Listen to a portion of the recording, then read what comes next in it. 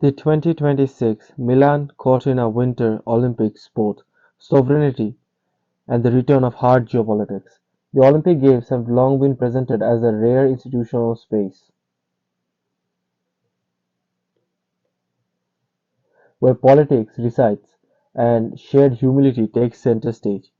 The official rhetoric of the International Olympic Committee emphasizes unity, neutrality, and peaceful competition under a single flag of global fellowship. Yet, history repeatedly demonstrates that sports doesn't escape geopolitics, it reflects and magnifies it. The 2026 Winter Olympics in Milan Cortina will not be insulated from the broader current of international power politics. Instead, they are poised to unfold with a tense geopolitical environment in which national identity, sovereignty disputes, strategic rivalry, and symbolic competition intersect with elite athletic performance. The 2026 Games will take place at a time of renewed global fragmentation. Traditional alliances have frayed, trade disputes have intensified, territorial ambitions have resurfaced, and political leadership increasingly rely on nationalist rhetoric to mobilize domestic audiences. In such an atmosphere, the Olympics became more than sport. It became a stage. Every medal, every match, every symbolic moment carries interpretive weight. Rather than muting political conflict, the Milan Cortina Games have amplified it in subtle and overt ways, from sports washing to democratic symbolism. For much of the past 2 decades, scholarly debate around mega sporting events has centered on the concept of sports washing. This term describes how authoritarian or repressive regimes use international sporting spectacles to cleanse or obscure reputational damage linked to human rights abuses, corruption, or democratic backsliding. By hosting globally televised events such states gain legitimacy, brand recognition, and a carefully curated image of modernity and openness. Research shows that the share of international sporting events hosted by autocracies declined after the Second World War, as well as after the Cold War, but has rebounded sharply since 2012.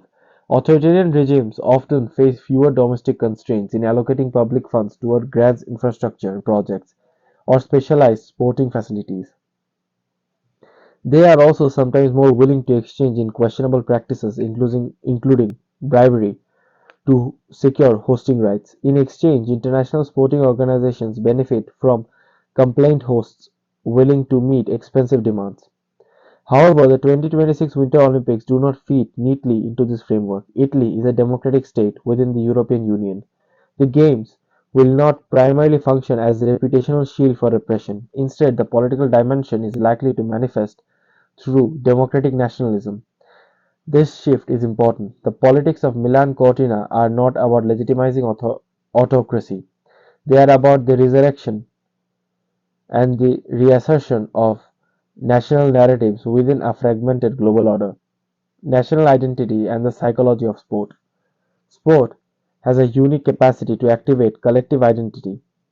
Social identity theory suggests that individuals derive part of their self-concept from group membership. In international competitions, nation, the nation becomes that group. Athletes act as proxies. Victories are celebrated as collective triumphs. Defeats are interpreted as symbolic setbacks. This psychological mechanism is not inherently destabilizing. Under stable geopolitical conditions, it can coexist with international goodwill. But in moments of higher tension, sports becomes a proxy battleground. The emotional intensity of competition can merge with political grievances, transforming athletic contests into symbolic confrontations. The Winter Olympics, particularly ice hockey, are especially fertile ground for this dynamic. Ice hockey is not merely a sport in countries such as Canada, the United States, and the Nordic states. It is embedded in the national mythologies. It invokes historical memory and cultural pride. When these nations face each other under strained political circumstances, the stakes expand beyond the scoreboard. Echoes of Lake Placid. The 1980 Winter Olympics at Lake Placid offer a historical precedent. When the United States defeated the heavily favored Soviet Union hockey team in what became known as the Miracle on Ice, the event transcended sport. It became a symbolic Cold War victory. The match occurred during a period of acute geopolitical tensions between the Soviet Union invasion of Afghanistan. For many Americans, the victory represented moral and ideological vindication. The lesson from Lake Placid is not that sport causes geopolitical shifts, but that it becomes intertwined with them. The 2026 Games could generate similar symbolic moments.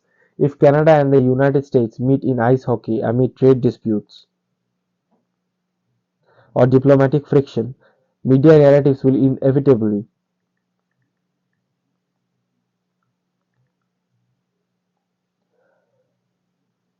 frame the match within the broader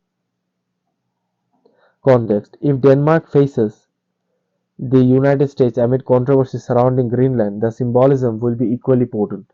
These interpretations may not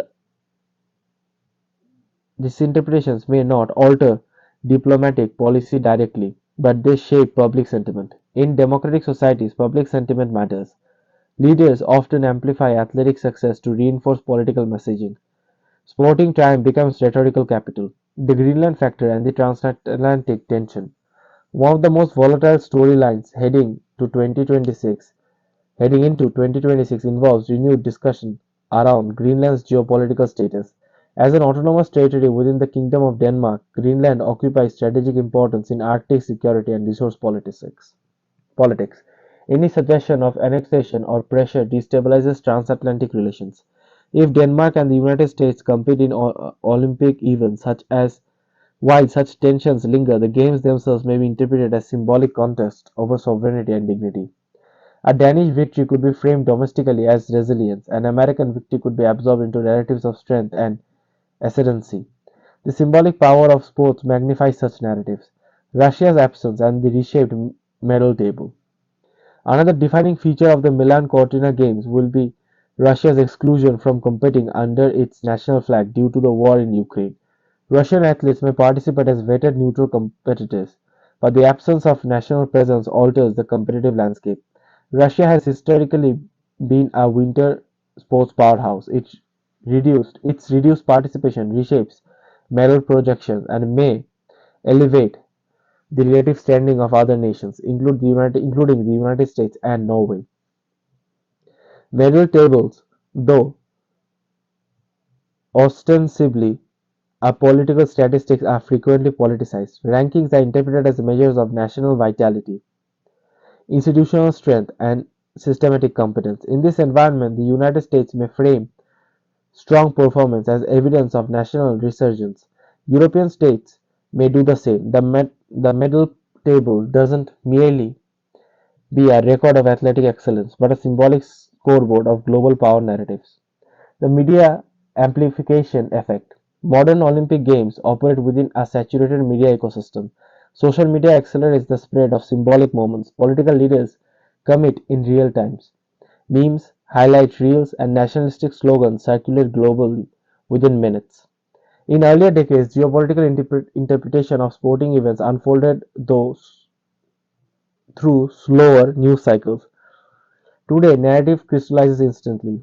A controversial penalty, a dramatic overtime goal, or a medal ceremony protest can become geopolitical commentary.